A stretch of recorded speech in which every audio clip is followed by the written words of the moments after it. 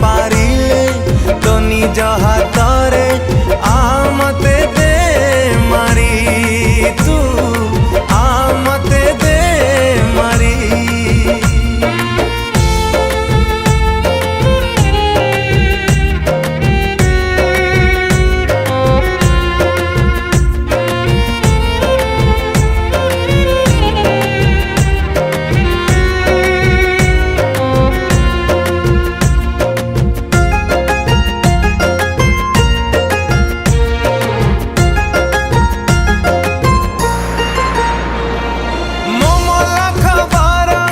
जे दिन पाइबू जानी तू खुशी हबू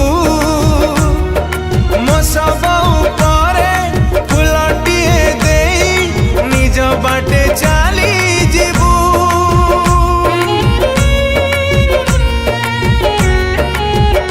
हो मोमला खबर जे दिन पाइबू जानी तू खुशी हबू